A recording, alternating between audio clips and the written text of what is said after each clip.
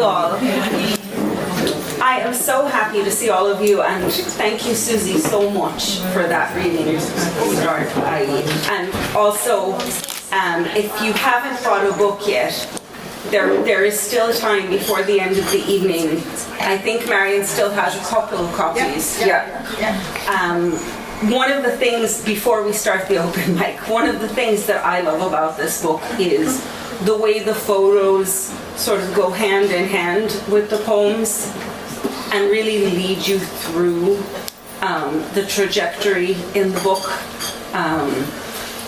And Lauren has already talked about how wonderful the poems are, so I won't say more about that, but do buy the book and have a look at the photographs and the poems.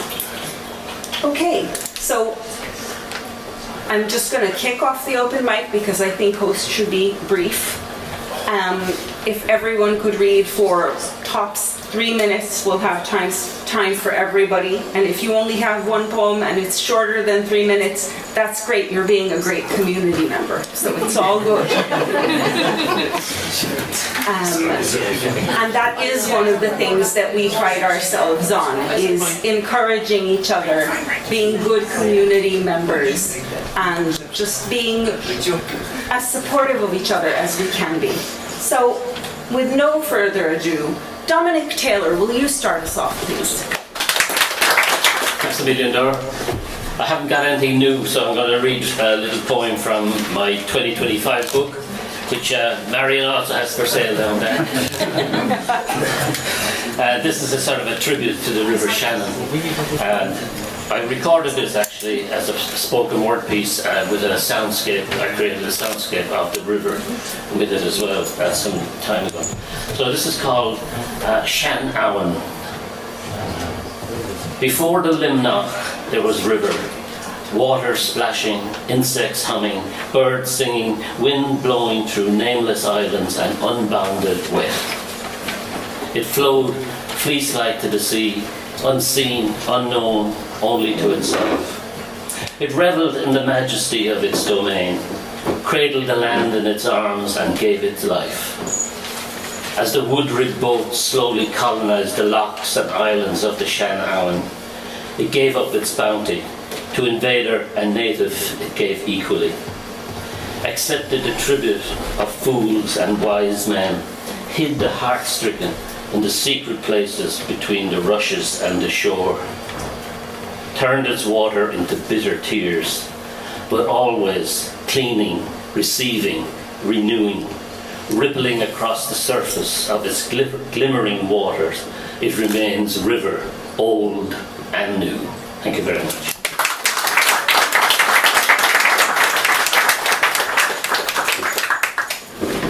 Thanks very much, Dominic. Next I'd like to call Tom. Tom, it's your turn. Give us a poem.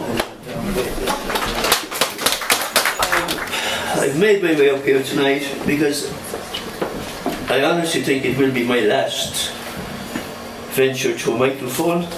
Not because I'm going to die or anything, but because I've kind of lost interest in the sense of coming to poetry sessions. I wouldn't be here tonight only for Kaya actually forced me into getting up here to read for her. The name Suzy I'm very familiar with because my mother's name was Suzy, and I have a book written by the name of called Suzy's Son. You'll find it on Amazon. And the thing about Suzy and this Susan here is that my mother died without a grey hair. She never had a grey hair. And she died at 100 years of age. So it surprised me to hear you talking about having a grey hair at 25.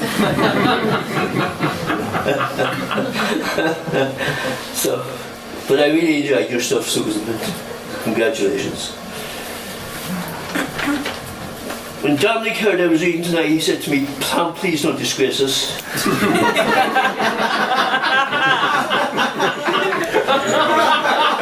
He's lying. And that comes That comes from experience. But I must actually thank Dominic for many years of enjoyment with poetry, for his seminar, for turning up every Wednesday evening.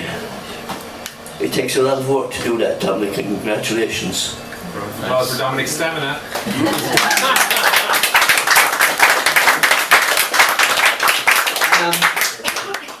Everybody reads poetry about poems and about what they've done. Tonight I'm going to read something which I found during the week, just fell out of one of the books I was running to, and it's about why we read poetry. And this is called Alpha. An inextinguishable craving, zealous to the extent of being foolish when expressing one's inner feelings poetically. A desire to describe verbally or by way of transcript the magic in seeking out a missing link. The wonderment in the regularity of rhythm and the similarity in rhyme, the mystical myth of the muse, one of nine. The challenge in conjuring up phrases in a bid to impress the importance upon choosing the ideal words of expression when communicating your ideas with the intellect of others. Sometimes losing yourself to the aromatic scent of the cauldron simmering concoction of words.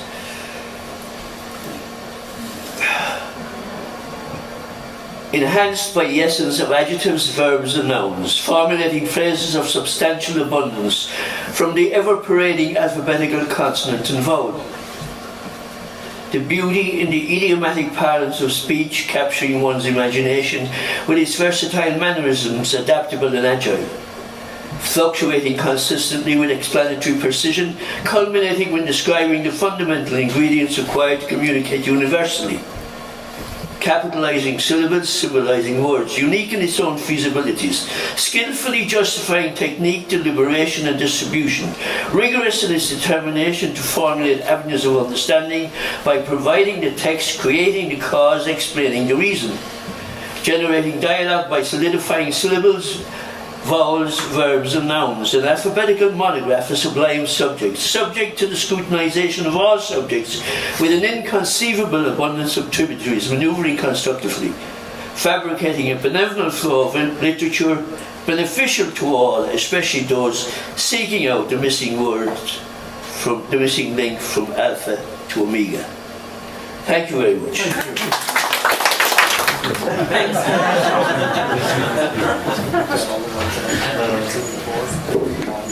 Next, many of you saw her name coming in. It was in a big sign that says Lauren's coming down here. It also is in the sign over there. I think that should have been a hint that Lauren is coming up to the mic today. So we're in for a treat. Everyone give Lauren a warm round. I didn't want to be too boring, so I did a costume change. Mostly because it's very warm in here. This is not the happiest of poems ever written, but it was something I saw a couple of weeks ago in the news that I just kind of felt compelled to write something about. This poem is called Blessed Pride. On the 10th of May 2026, 19-year-old trans student Juniper Blessing was murdered by a 31-year-old man. He stabbed her over 40 times. Stabbing someone once must surely change a person forever. You are the person you are before that moment and the person you are after. A second time for crossing that line between the binary that people so tightly hold on to. 3 times was not felt nearly enough for him. 4, 5, 6 times, you start to wonder, was the goal just that?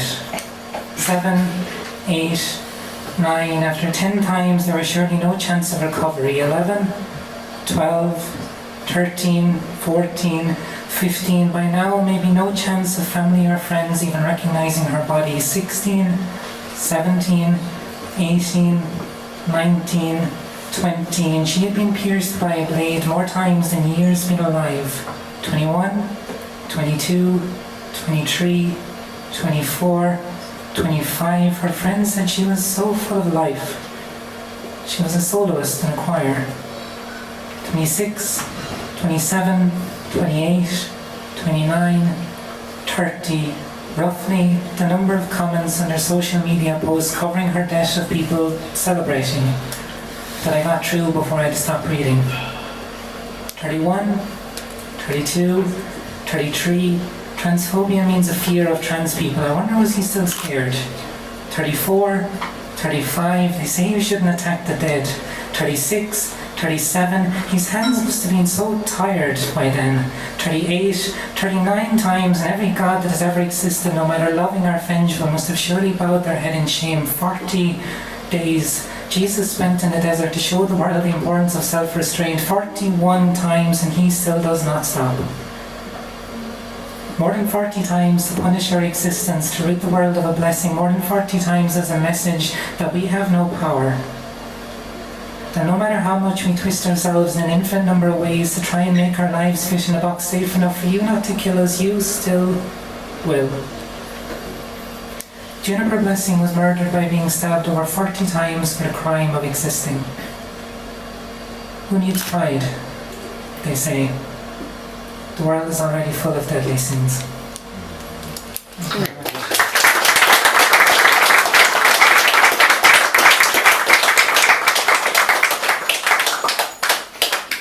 Thank you, Lauren.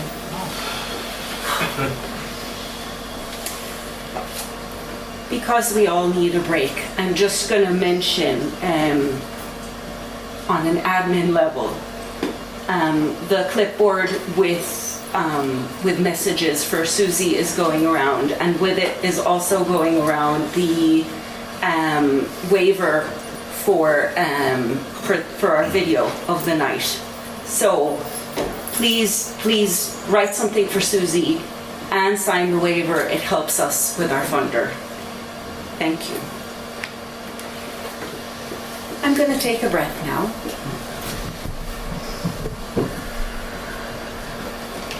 Okay. And now we're going to turn in a different direction. I'm going to ask someone whose name has an alliteration in it to come up to the mic. He is predictably over there. Martin, will you come up and give us a poem?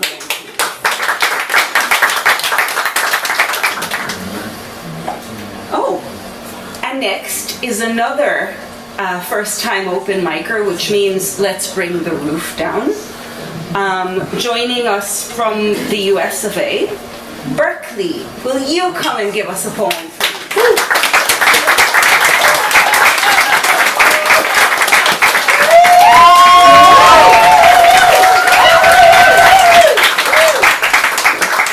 Hi, I'm Berkeley. I'm from Texas, and I'm reading a poem called Loose Jeans.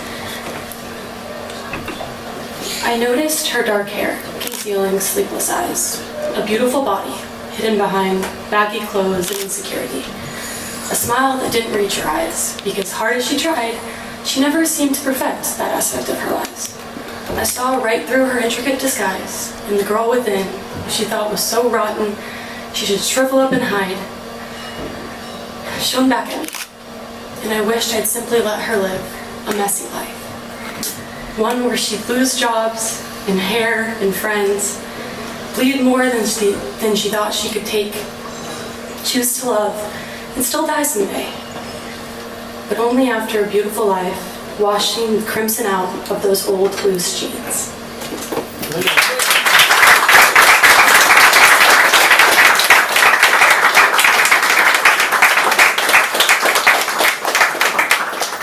Thank you so much, Berkeley. And we have a tradition here at the White House. We've all stood here and shook and wobbled our knees the first time we read. So we try to give people a second round of applause.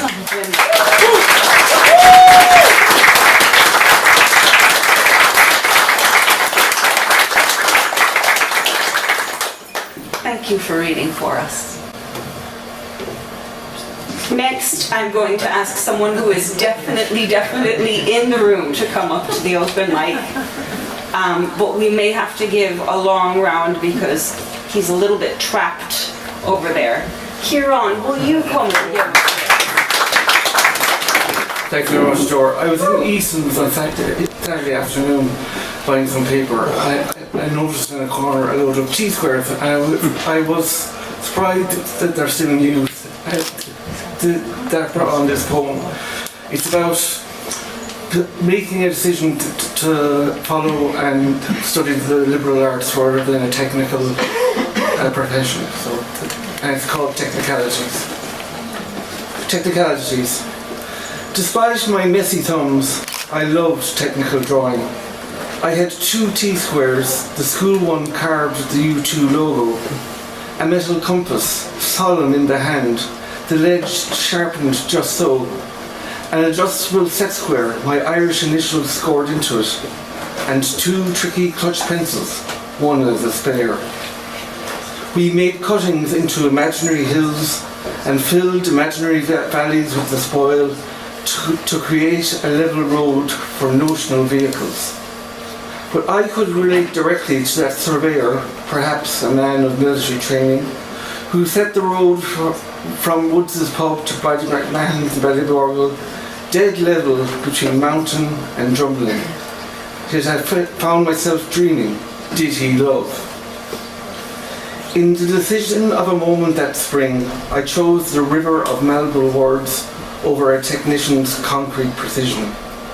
History's uncertainties appealed to me, its story, like mine, open to revision, depending always on the point of view and the balancing of facts with opinion. The last thing we learned that spring was how to draw in perspective. We were taught how crucial it was to establish the vanishing point, that place where all went to naught. After that, things started to make sense. Thanks very much. Thank you very much, Kieran. I know, right? That's okay, I'm loud. It's fine. Next, I will go for certainty again and ask someone who I know is right here and doesn't even have too far to go. Christina, will you come give us a poem, please?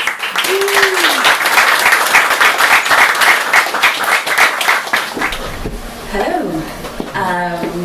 It's nice to see everyone from here. This is called I Reject You, Frank McCourt. Rain is sex, rain is want. Rain is stripping on Henry Street on midday while cloud grey gull swirls at the drench. Rain is the answer to every mawkish Irish apology, to every head-tilting, chin-dropping brow archer. It is the god scooping body after bulb body from tinfoil wrapping to savage asphyxiation. Rain is an outrage. Rain is a riot. Rain is sucking your thigh and it'll do more if you let it. Rain is a benediction, a hallelujah to living. Rain is a party of falling, the definitive call to, oh, just relent already. Rain is appetite and satiation. It is the ceremonious and absent-minded frittering of living.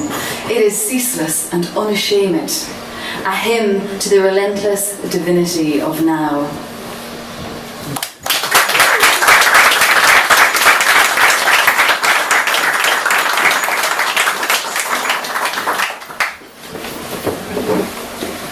And I was just a very bad host because I forgot that it's Christina's first time at the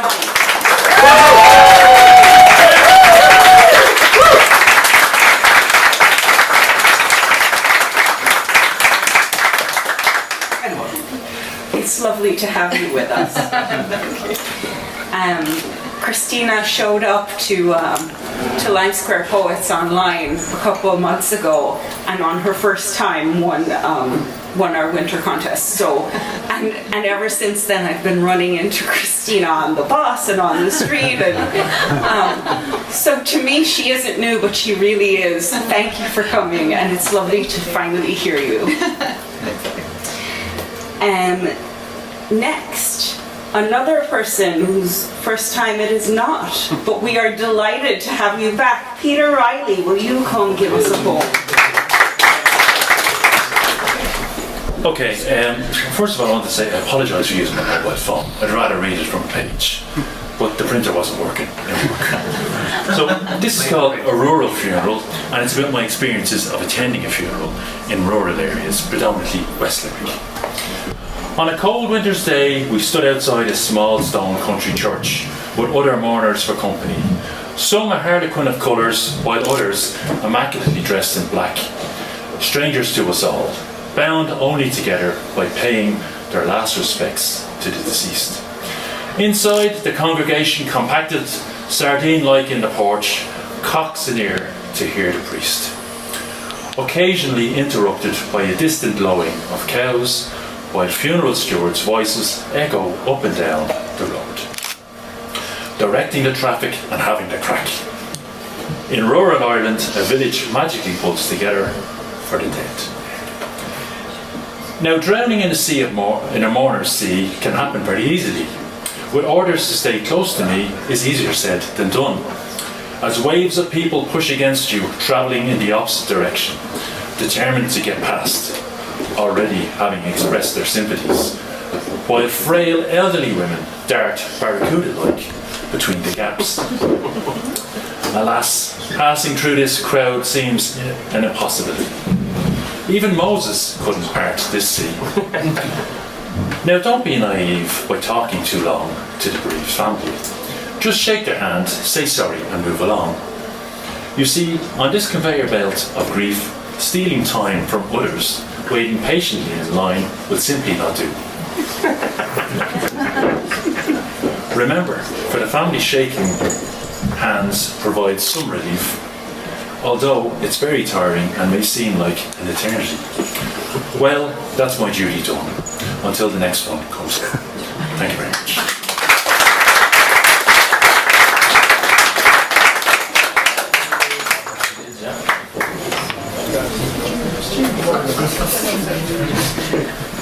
Thank you, Peter. And thank you again, Sonny. That mic was taller than me and now it came back to my height. That's efficient work. Thank you. Next, I would like to ask the person directly in front of me to come give us a poem. John is a raconteur, a storyteller, a wonderful poet, and a playwright. And we're lucky to have him with us tonight. John, come up and... Good evening, everybody. I think it was Edward that broke the sad news today of the passing of Sonny Hughes. And Sonny was one of the great characters that used to frequent the White House for many years when the great Barney Sheehan was the MC. Not that the girls are doing as good a job now, so I had to get that bit in. I brought a little something with me tonight. Would you hold my bottle? Of course, I will.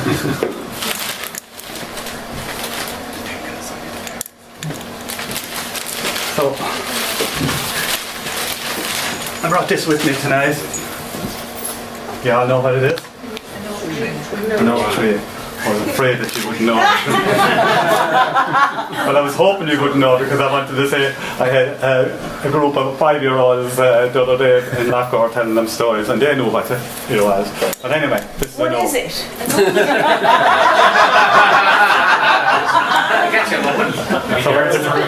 It's a little sapling, an oak sapling, and it's one of the native Irish trees, and it was sacred to the Celts. Over the last few years, for biodiversity reasons, I have planted about 2.5 acres of native Irish trees. Wow. You can see why I'm bent over.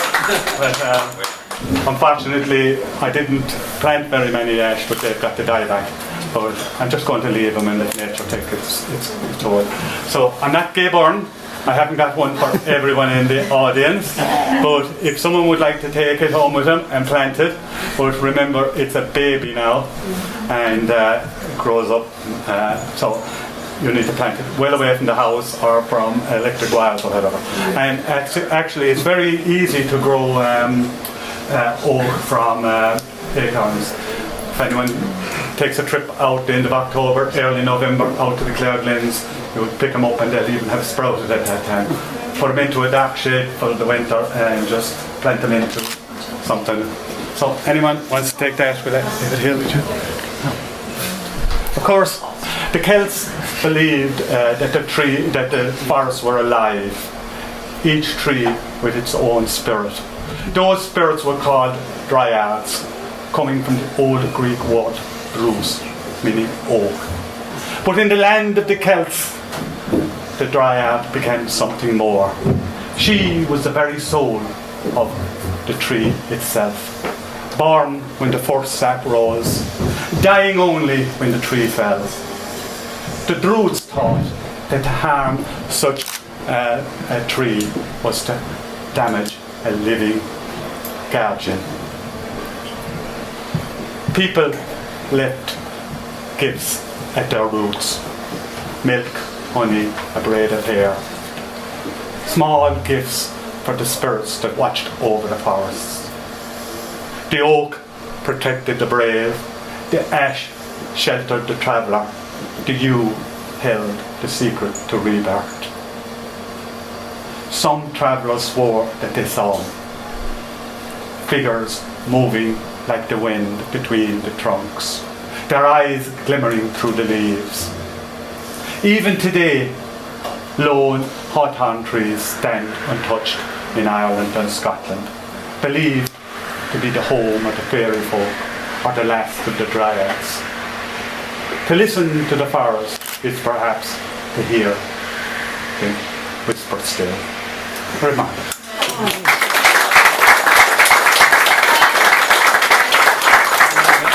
Next, I will take a risk, is pen around.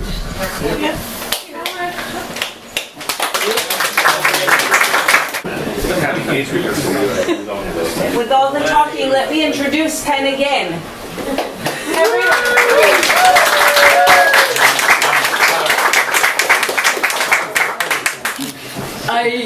I wondered what poem to read this evening, and in the end I decided to read one that I would like to get out there. It's a one that sort of really, it's a heart one, because I wrote it a couple of years ago, if you remember the riots in Dublin in November 23, and then a prospective asylum seeker accommodation going on fire, and there was this sort of like thing about an Irish bloodline, and so I wrote this poem in response, and it's called Bloodlines. Last cliffs before the ocean, furthest place to flee, land of invasions, Firbolg to Hudadanan, old ones hiding under hawthorn-circled earth, Miletians in possession, Vikings raiding and raping, Strongbow middling and marrying, Cromwell sending us to hell, settling soldiers on our land. For all the years following famine, we fled the other way. Now our cows grow plump, famine is a foreign space. Meta, Google, Twitter X, feed false-fangled facts, buses burnt, foreigners cursed, pure bloodline is blessed, immigrants to be erased. Will you search under earth for the old ones' remains, scrape their bones for DNA, scrabbling under hawthorn's blood-red berries for our ancestor tree?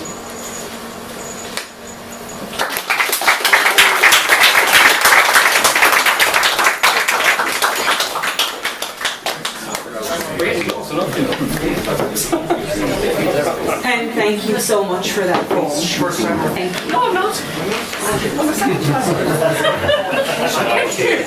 Kieran, I'm glad you made that mistake and not me. It's lovely to have you back, Ben. Next, someone who is definitely not a first-timer, but a valued member of our community. Sunny, will you give us a poem?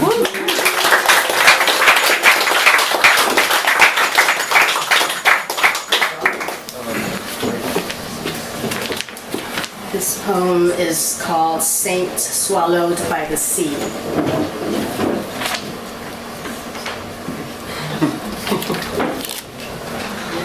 There is a way of being that the world has forgotten.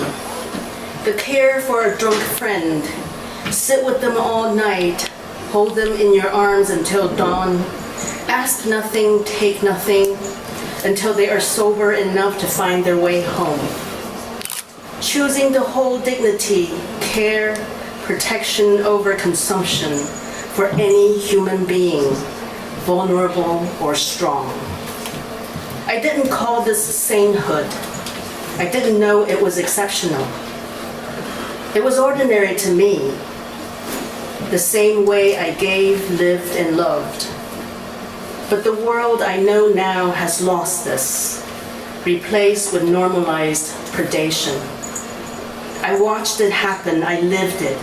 Decades of relentless waves beating against the cliff. People I helped who turned and tore me down. People who took my words and called them their own. People who saw an open heart and reached in to take what they could. Wave after wave, year after year, extraction after extraction. The sea does what the sea does. Somewhere in the middle of it all, I remember the men with wiry hair, the friend who played basketball, who held me through the night until I was sober, who saw me clearly and adored me, who treasured my presence and asked nothing, who gave without tallying, who held without a hidden invoice when I was too young to understand this was something rare. Ocean parted us. The world is the sea that swallowed us both. What he did, what he chose, what his heart knew stays with me. Kind, pure, and whole. In the world of predation, he chose protection. In the world of agendas, he chose devotion. In the world that takes, he chose to behold in wonder. I honor the choice, the heart, the presence, the way we love without lust, the way we treasure without taking, the way we adore without consumption. The world beats against the cliff, the storm waves keeps coming. Betrayal, slander, theft, extraction, but the cliff remembers what the world had lost. I walk the cliffs now, silver hair in the wind, the Atlantic beating below, and I remember the heart that chose care, the arms that held me, the safety that is now only the ember in my dying soul, a man who will live in my heart until my end. Thank you.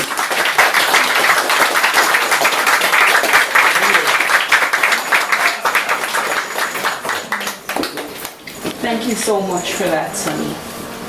There seems to be a spirit of care today in the room, and it's lovely. Thank you. Next, I would like to ask the second McCarthy of the evening to come up to the mic, and I'm delighted to ask Kaya to come and give us a poem.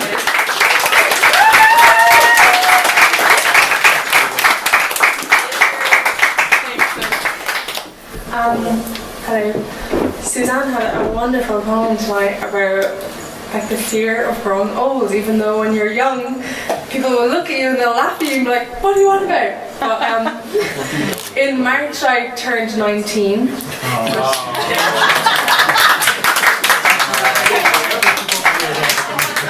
Which I had the feeling was quite old because it's my last year being a teenager. And everyone laughed at me, but I was like, oh my god, I'm freaking out, like, oh my god. So I wrote this about what I think will happen when I die. And it sounds quite morbid, but it's... When my body loosens like wet soil around a buried fence post, when my ribs unbutton themselves from the dark, and the throat fills slowly with the soft industry of wings, listen. I've hidden whole languages under my thumb. They have been waiting there like bruises, like seeds that refuse the discipline of light. Soon the earth will send archivists. The pale clerks with their folded bodies, their patient mouths. They will arrive first at the lips. They will enter like punctuation, small, deliberate commas in the long sentence of decay. One by one they will unseal my jaw, inside the damp library of every unsaid thing. 1,000 sentences fermenting in the guns, confessions swelling in the pulp of the tongue. The words I swallowed will soften, they will bloom, the maggots will eat them, syllable by syllable. They will take the sorry and stay that I knew the whole time. They will chew through the cartilage of silence. They will drink the vowels, rotting in my throat, until language itself loosens, slips, liquefies into the patient grammar of soil. And long after the mouth is only a dark coin in the face of the earth, the worms will still be carrying tiny white fragments of what I never said.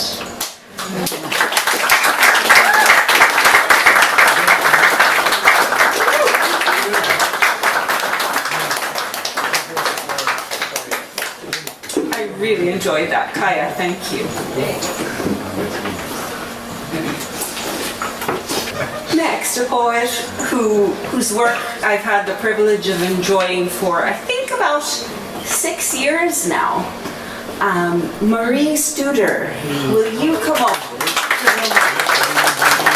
This poem was inspired by, I was taking a walk by the river in Castlecommon. Let's see now if I can find it.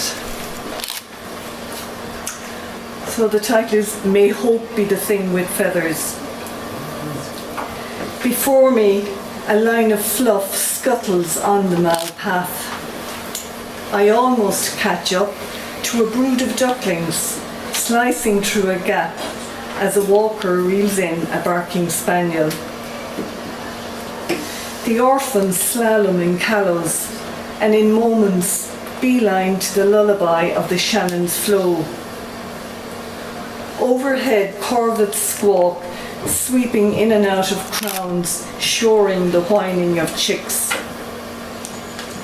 It is here by shoots of lime willow and wheat-tinted reeds I sometimes see a heron stoic on stone, or hear the lift-off whoosh of his spanned force. The rudderless young drift, no mother comes to chide or comfort in soft down. I turn, clinging to the hope that foster feathers may further fare. Thank you.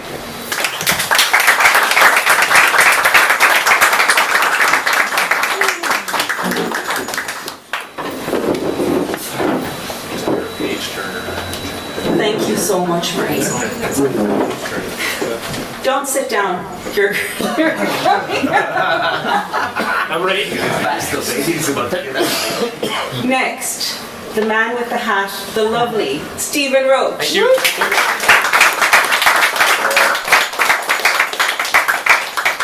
Thank you very much. Suzy, thank you so much for your beautiful words tonight. It is absolutely fantastic, and I look forward to your next book. Right, I'm actually going to read two things I read on the radio quite recently. One of them is a poem by my grandfather about, strangely enough, a man named Dan who we don't seem to have this evening. So Dan, just to let you know, this is a nice shout out for you, Dan, my man. Yeah, I'm telling you, he's with me, Julie. Right. And good luck. You got them. So it's called Dan the Dirty Man. It's not the actual Dan here, but you know, we just apply it to him now at this stage. Any Dan will do it. Yes, any Dan. Dan the Dirty Man.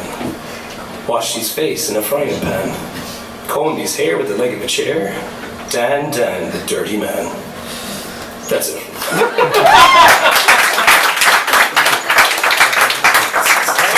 Sorry to disappoint, there's not much more of a scoop I have on Dan, I'm afraid. Right, get upset. Are you here, Dan? No, okay, he missed it. That's unfortunate, he had his time in the light there. Okay, the next one is actually quite appropriate. It's about the open mic, and it's called Open Mic. A fire in my heart and a stream in my mind, synapses like branches, forging waves of poetry across a sea of books and paper. My words like a ghost in your ear. You feel shivers and goosebumps as they cascade inside the walls of your mind.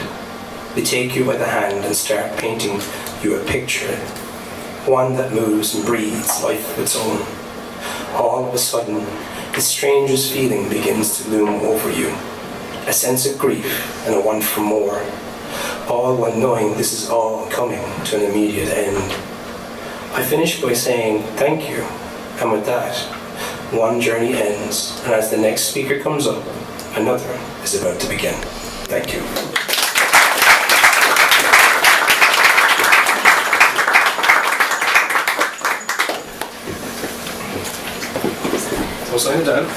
And indeed, another is about to begin.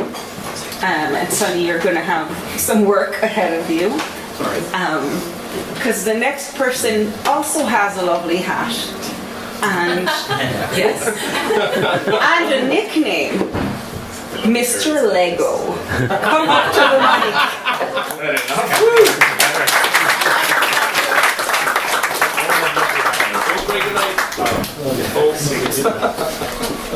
Well, that was my nickname since I was about 10, so I'm not offended or anything, because you know how nowadays it goes, it's like, oh my god, you can say that or whatever. So if anybody wants to call me Lego, be my guest. So anyway, thank you, Suze, for a great reading. Enjoyed the night the last time.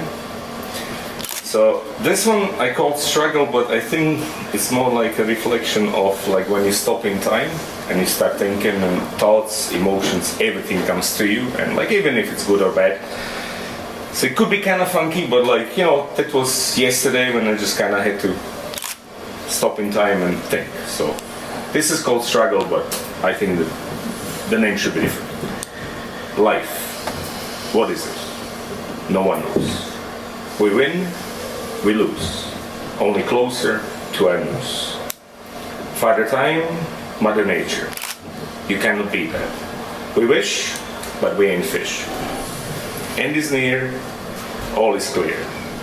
Friendship, kick in. That's why we're all in. 5 o'clock, it's what it is. Maybe we all want this. We always do and try, but this is not a fry. That stands at the end. Great people continue to stand. I guess that you lost. You are only a host. Smoked you are, like just another jar. Rise we will, there is no stopping us here. That's it.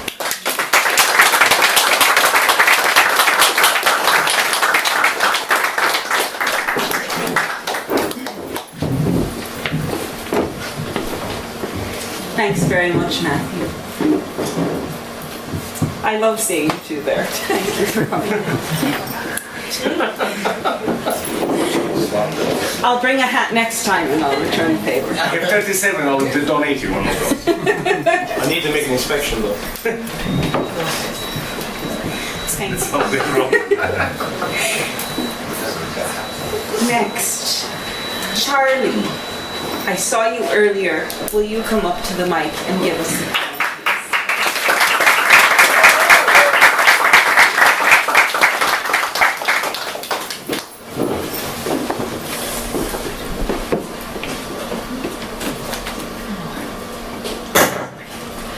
hand, I just want to thank Lauren for her poem earlier, and just for, even if it's a small few of us, just happy Pride.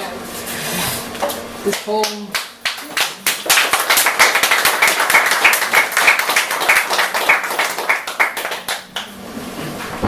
This poem was based on when Brain got angry, and how as autistic people, anger often takes over when we don't want it to.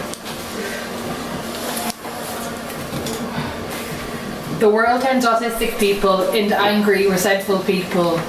They say we're not empathetic, but we're too empathetic. We give boundless empathy until we become sick of giving it away for nothing. We often act out as a manifestation of this, lashing out on those we love the most, and it also caused us to lose them, or them to lose us. Or we bottle it up until we break down, forced to take the breath that our bodies and brains need. Often at the detriment of our life and hard-earned successes we have made for ourselves. We shouldn't have to make a world that is for us, but instead of us trying to make a world for ourselves to fit into, and the one that we're mismolded by family, by friends, by society. I did a little person to go on my phone. But we do. We build our own little worlds, virtually, in games others see as just for children. We build our own worlds artistically, using performance, poetry and prose to figure out who we are and create a place where we can be as long as we can be who we are. There's no place for us to fit in with the mould of the world. So we create our own, as we created a world of our own, and use the clay from that to sculpt it into a world where you don't need to fit in, just be. Thank you.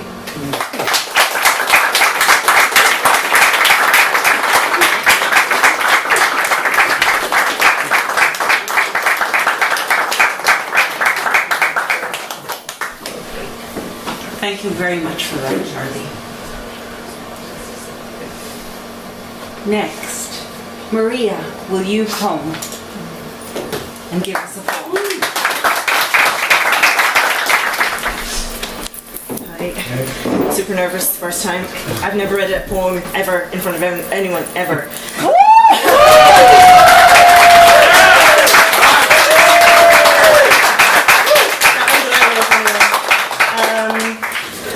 This is really, I'd say I'm exposing myself, like really putting myself out there. And I think it really follows up kind of what Charlie said, like I feel like I'm a round shape trying to be shoved into a place that doesn't really... Okay, so it's called The Pain Within. I have harmed myself in an intentional but absolutely unintentional way. I am fighting a battle with myself in an effort to take the ache inside of me away. My sore skin is an external reflection of the pain that is within. I feel better and worse all at the same time. The shame and blame I lay at my own 2 feet. I keep on going with my skin showing my failure and seemingly inevitable defeat. It is another part of myself that I must hide and push away deep down inside. I vow no more, but I am not sure what is in store for my soul or my soul temple once more. My shame is locking me away. I want to be free to heal, rest, feel, restore. If others truly saw me, would they change the viewpoint that they had of me all along? It keeps coming to a head no matter how much I try to move along, be strong, and find out where it is that I belong. I want to claw the earth, to insert myself into her sanctuary and feel her all around me as I lay down and cry. I'm trying to figure out who the hell I am before I age, I wither, and I die. How do I find a way back to my own value, my aspirations and dreams? I need to keep on living, but how do I stop it all from unravelling and coming apart at the seams?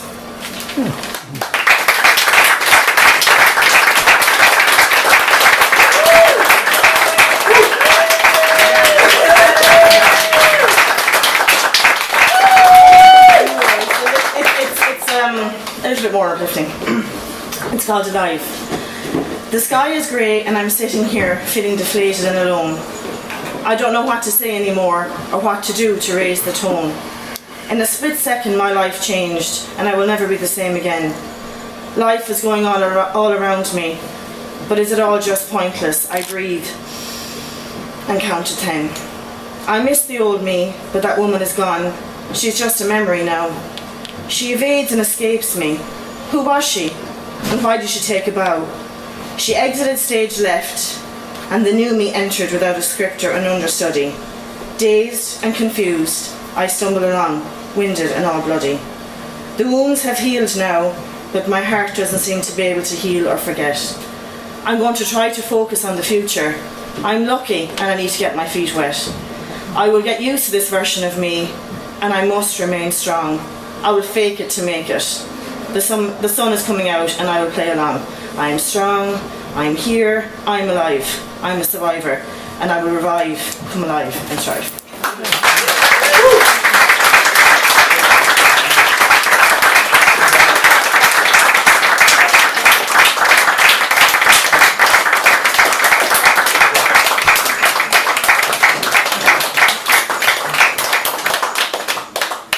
That was a brilliant review, Maria, and I hope you come back so we can hear more. And I know that was a big round of applause, but I think another one is necessary.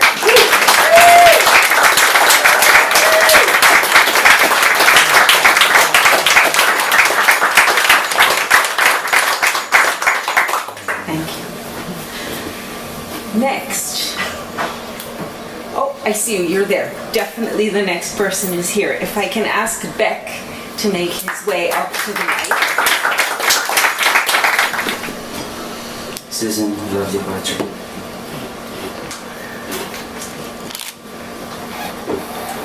Carpet the streets with your light printed steps. Shed a memory at every corner.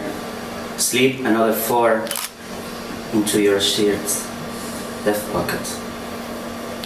Catch the gaze of the windows from a 3rd or 4th floor. Turn yellow under the street light. How many loves, how many crowds and crosses, no gods, only the world. No, you are a yesterday still walking, a Peter Bergman, a 2-day summer. Inhabit a Jackson Brown song as you wait for the green light. Breathe the smoke of other casual nostalgics like yourself. Gaze lacking luster like your own. Shoulders slumped like yours. Avoid their eyes. Prefer the grass, the mossy concrete. Give birth honest verses and be left vulnerable. Return home with all of this poetry that will embrace no one more but yourself. How good. Thank you.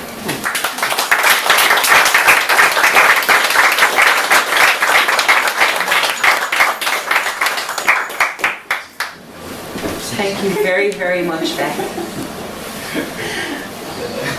I just want to touch in administratively and ask if you have the poster and or the waiver. Okay, it made its way back to Marion and it's circulating. Thank you. Next. I can't wait to hear what you have in store for us, Mick Lacey. Come up and give us a poem. For making us a trifecta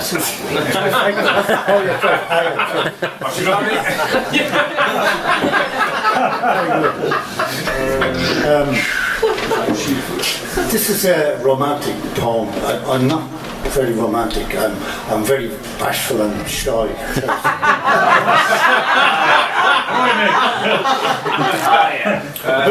About 14 years ago, I was in the People's Art Museum. I saw this most beautiful lady, most beautiful.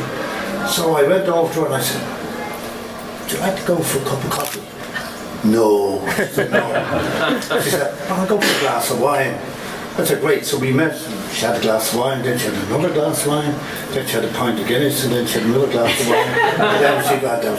But she showed me a picture of her mother and father. They were beautiful, most beautiful. And they met in the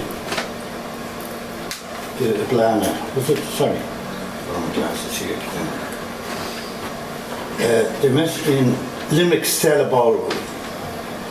And it ends with a Canuctin Grogany. There's a lovely saying in English, well, the saying in English is beauty is in the eye of the beholder, but in Gaelic it's Canuctin Grogany, love revealed beauty. When you love in your heart, you see beauty in everything. This is what this poem is about. It's a bit cheesy sometimes. An old photograph. In Limerick's Stella Ballroom and King John's castle walls, we met and made our way, sweet Madeline, oh Madeline, the treble mandolinos play. As strings beat time, our hearts entwined, we tread steps of dances gay, of purple perfume violin notes, and all we knew, like sweet music blackbirds flew on wing, sweet Madeline, oh Madeline. We danced as Madelinos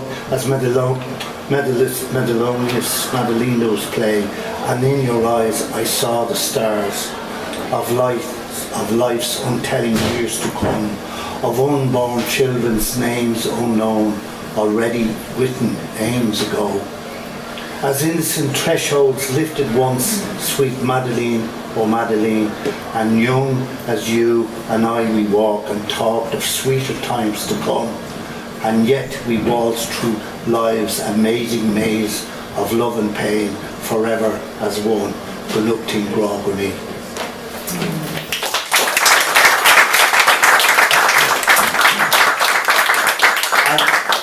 Funny, yesterday I was in Eugene's pub in Ennistimon, and there was a painting on the wall, and it was of the lady who drank the wine.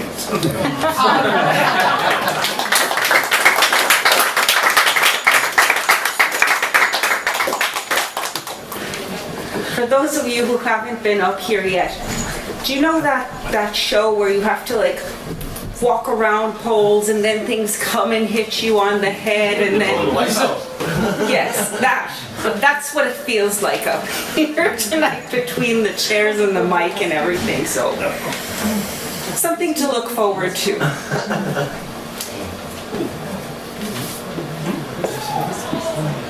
Next, you're hiding, but I still see you, Caleb, come up and give us a poem. Woo!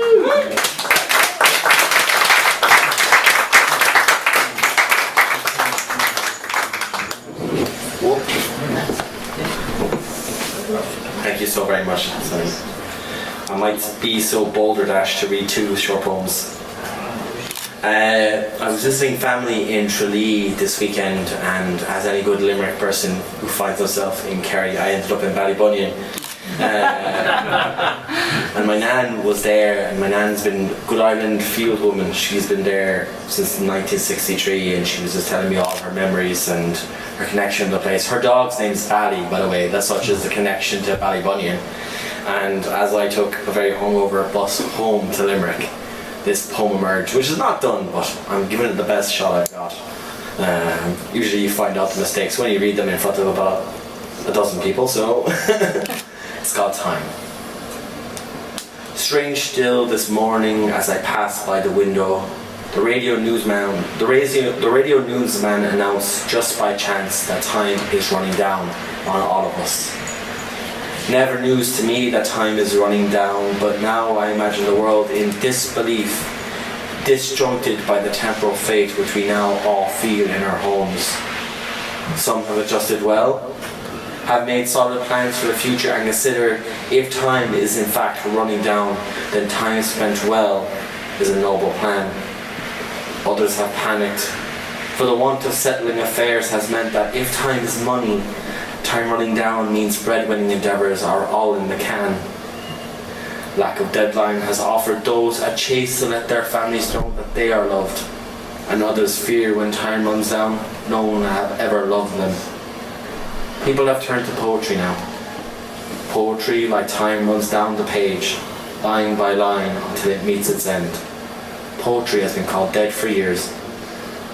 I turn to time for peace.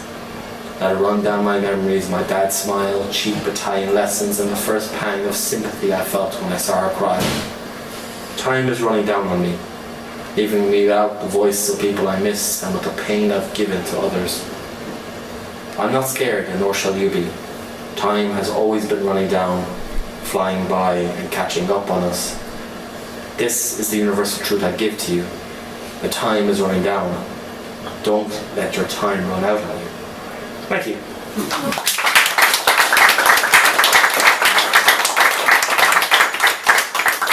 So this is an older poem. So last week we had an absolutely blisteringly good time with the weather, and I think the last time we had a bit of sun or heat, at least heat that wave, was probably 2018. And I'm not joking. When last time we had a heat wave, and during that time, a good friend of mine turned to me and said that if a child was born during this heat wave, they'd swear they're in Albufeira or Portofino or something. They wouldn't think they're in Ireland. And this poem is born of that. It's called Leo's. Shout out Leo's. But this poem is called Leo. It's about an Irish child being born during that heat wave. Leo. When she was born, it was the hottest summer the island of Ireland had ever seen, and she will be a child born of the sun, and will not know the weather that homes here. Just like that tempest rain which falls as rapids above her as she waits at bus stops, or that sideways glancing torrent that will bite into her on muddy pitches in East Tip. She'll not be ready for it, her future. She'll only understand the soft hug of Penny's PJs, warm black fingerless gloves during the junior cert cycle, or that lapping motion of the hot water bottle hidden under the sun-blessed pillars of her legs. She will comfort herself as she studies near fire, often, and with the warmth of Dad's hugs and eating soft ice cream in the kitchen at 4 p.m. October darkness. She'll feel bliss during the April break when escapes to Nan's caravan in Ballybunion become ritual now.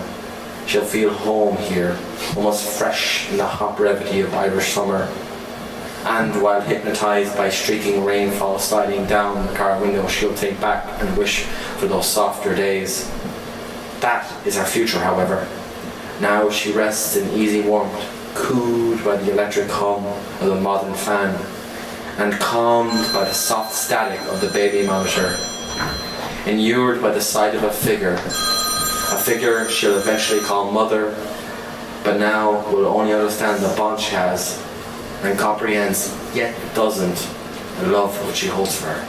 Thank you very much.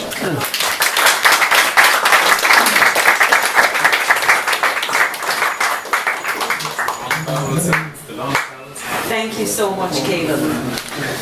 Got it. I missed the radio broadcast.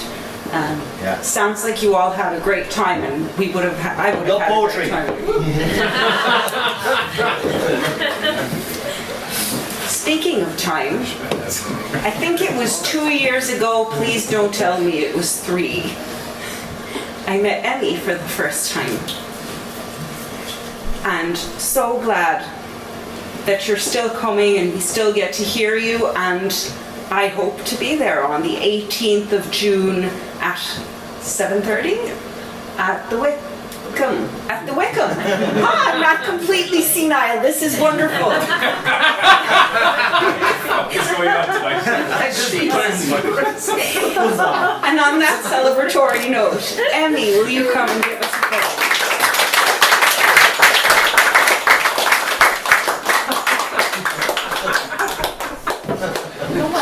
So Dora already did the hard part, which is shouting out read the room, which is happening coming up. So I just get to say thank you. I've really enjoyed tonight. There's been a lot of really good poems. I've taken great amusement in the Tweedledee Tweedledum hat up and down that's been happening here. That's been a really fun time.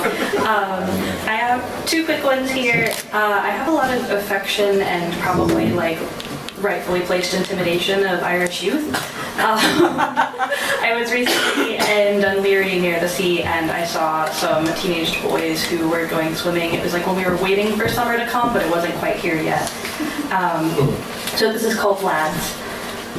They move in a perpetual swerve across the pavement, shoulders orbiting like electrons, drawn in close and repelled at the last second. In uniform, they are indistinguishable to all but themselves, the same gray and slightly darker gray, zipped up to chins only just beginning to grow stubble. The sea calls to them, not the freshness of the air or the soothing rush of waves breaking over barnacle and stone. The sea promises glory, a racing of the heart, pumping adrenaline into every cell, Beneath towels, they strip and change from one uniform to the next. Wind dripping at hair and bare chest.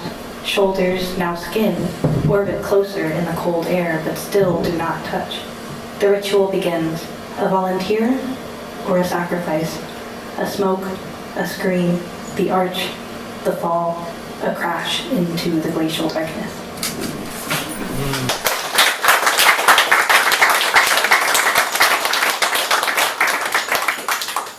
I've got one more quick one here. I've recently been blessed. I've just been experiencing a lot of really great art that kind of feels like it was made for me. I think there's so much stuff coming out that's kind of been, I don't know, like when you just glutton yourself on things that are like, oh, this is perfectly to my taste. So I wrote a little poem about that experience called A Feast.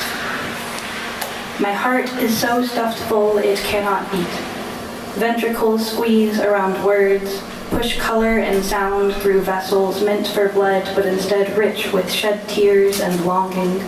Lungs laden with cells with experience instead of air.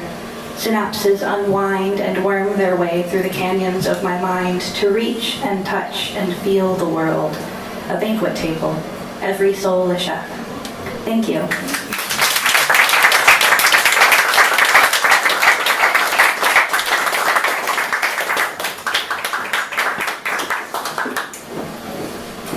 The next poet I think was in the room the first time I stepped into a poetry gathering in Limerick. He has a book that's sitting right up here called Éireann Lóghine on the Breeze, and is incredibly well read and gives a lot to all of us. So I will stop talking now and ask Tommy to give us a poem. I'm not as well read as I'd like to be, but I'm working on it. I used to love reading, and then I discovered the internet, and that was the end of books for a while. So the first poem I'd like to read, I think some of you might have heard me read this before. This time of year, I'd just like to read something in memory of somebody who was very special to me. I suppose you never forget the first person you fell in love with, and but this time 20 years ago we were busy falling in love, and then 1 year after that we broke up so we could do the leaving cert, and we made up and stayed friendly, but then she went travelling and unfortunately she never came home, and a few years after she passed away I found a letter from her in my old bag, and this poem came out. So this is in memory of Roisin Burke, whose anniversary would have been there just a few days ago. A timely find. A pair of old love letters fell from the front pocket of my bag this afternoon as I packed to move away, still folded as I'd left them over 5.5 years ago, totally forgotten in the dust and debris of everything since, but still crisp and clear, and so full of feeling that I had to catch my breath and stop myself from cursing out loud in the name of every emotion I could imagine. Her voice still full of life as I read her words, our unfulfilled promises flooding back all together and then blurring before my eyes.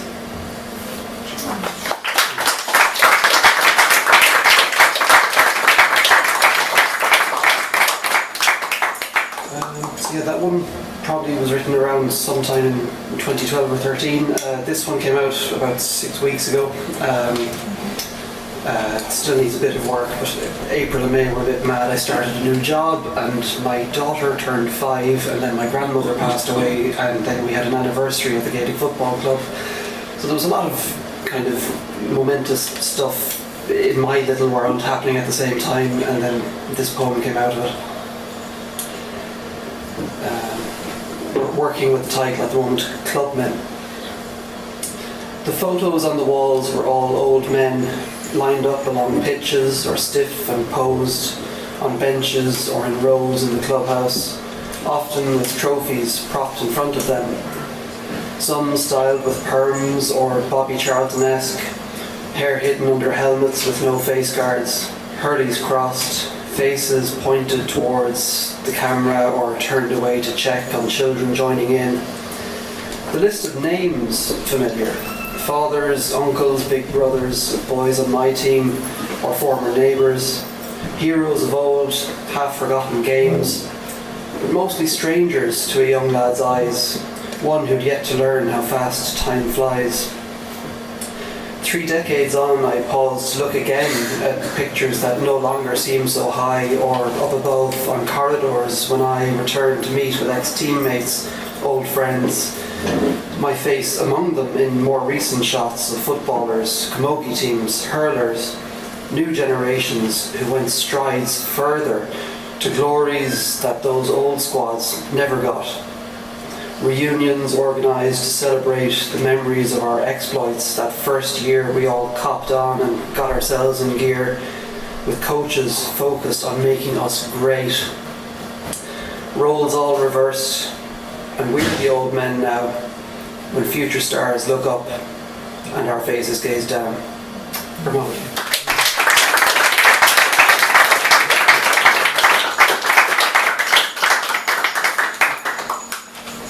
Dan is here. Dan. Ah, the great Dan. Dirty Too late. Thank you so much, Tommy. It's lovely to bring people in, and thank you for sharing that with us.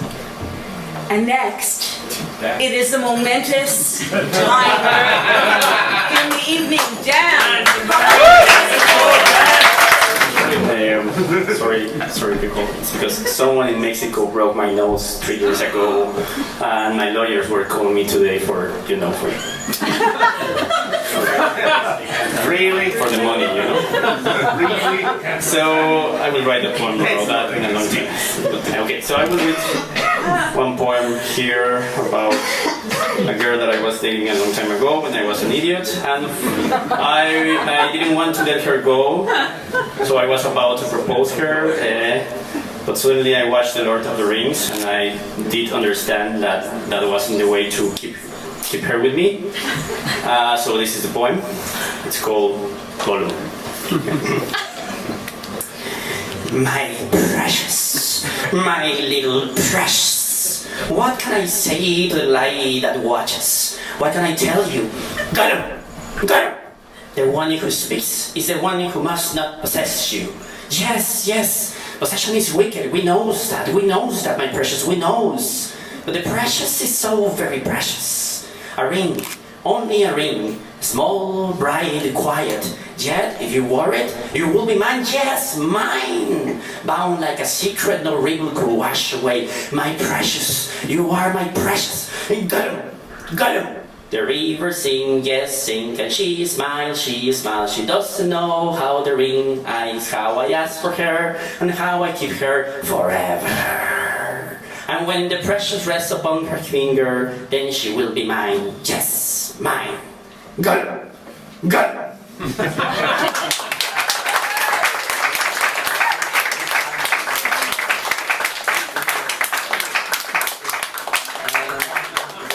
This is called Ice Cream. This is the last one that I heard from you. Ice Cream. Okay, one day, a girl killed herself on the 3rd floor of the shopping center. Her body shattered in front of the ice cream store. My scoop of mango sorbet hit the ground at the same time as her. My God, a girl killed herself in front of me. And all I could think about was Baudelaire. How can you find beauty even in scattered brains? She was there. I didn't know her. Maybe she had depths, maybe a man deceived her and took it with him the last drop of love she had. Maybe she was just sad and no one was there to tell her life was worth living, to hand her a Camus and say, you have to imagine Sisyphus happy. Life sometimes is messy, but no suffering can last longer than life. She was there, lying on the floor. The curious ones gathered around her. She's dead. Of course she is. No one survives that fall. She dove like an Olympic diver. What all of you people see is the body that breaks. Behind the brains and the blood, there was a person. She was there, we weren't. And I was buying ice cream. She was planning to jump. I was choosing a flavor. She was jumping. If I had gone out to the 3rd floor, maybe I would have said to her, do you want some ice cream? Come on, you're standing too close to the edge.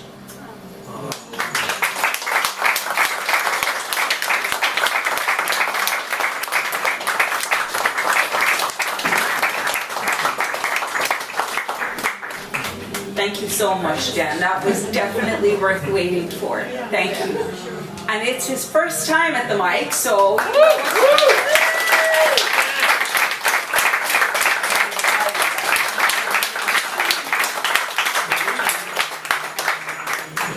Dan, we hope you come back and we can hear you again. I'll be on time this time.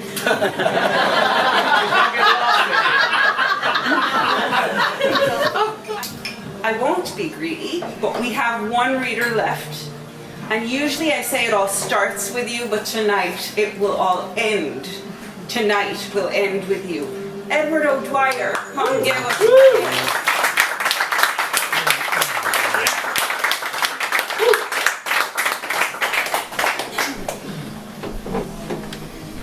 When I heard it would all end, I thought Dora's going to kill me here. Not today. Not today. Next day.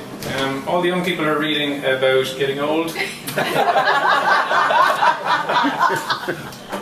I'm sitting there fossilizing before your eyes. It's a bit insensitive. Anyway. I didn't bring anything to read, but I did write a short poem earlier today that I can read. It's very short. I'm a secondary school teacher and I love my job. And I work in a... No, I'm not saying it ironically.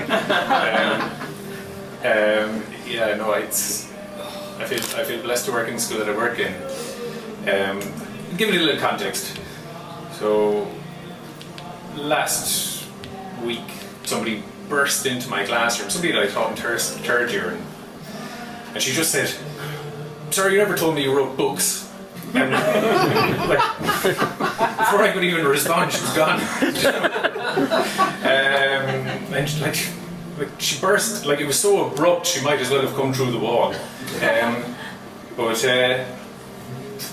you know, that's the kind of school that it is, and they're brilliant students. But my 6th year English class are doing their leaving cert now. They started it today, and I'm worried about them, and I'm hoping for the best for them, and as you do. But particularly for this group, I suppose I'm very, very fond of them. They were just such a lovely group, and I told them all the time for the last 2 years that they were a breath of fresh air to come into. And just to kind of, I suppose, mark that. I wrote this poem for them as a sort of gift, I suppose. And you probably know about the comparative studies section of the paper, you know, the play, the novel, the film.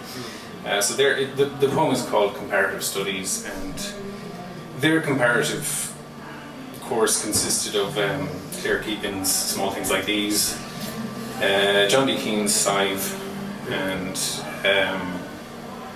The Shawshank Redemption, you know, possibly the greatest film of all time. But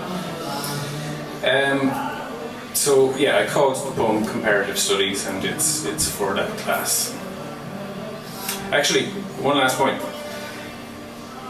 Little tip, if you want to make a little cash this summer. I happen to know from years of experience now that second-hand shops, after the leaving cert, they fill up with copies of the plays and novels from the comparative section. You can pick them all up for €1 a copy and double your money, perhaps even triple your money on Vinted. I'm not going to do it, but you can. If you want. Anyway, comparative studies. And another leaving cert is through. Another might have been summer vanished too. Thrift shop shelves breeding like a contagious disease, jaded copies of Scythe and Small Things Like These. And each of you, for this while, is Andy Dufresne, beyond those walls, free, glorious, in the cleansing rain. Thank you.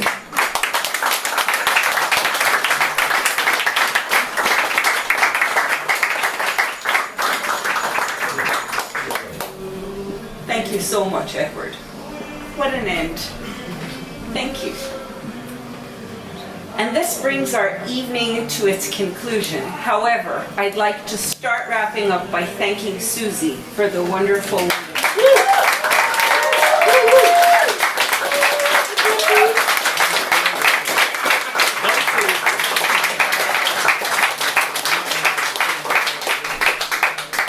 do pester Marion on your way out for another book. I'd like to thank everyone who read on the open mic tonight.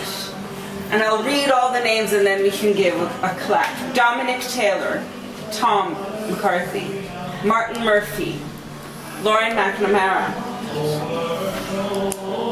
Dan Roca, Berkeley White, Kieran Ogrifa,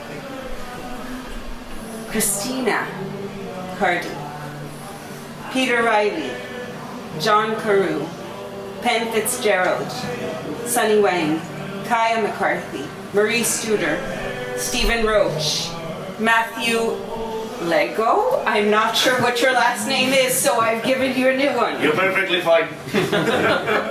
Charlie Maloney, Maria O'Halloran, Beck, Mick Lacey, Caleb. Also no last name, but you're the only Caleb here, so we're good. Brennan. Brennan. Like the bread. Caleb Brennan. Like the bread. There we go, I won't forget. Thank you. Squeeze it. Yeah. And just for good measure, I'm going to go for first names only from now on. Tommy and Edward. Woo. So let's give everyone who read today.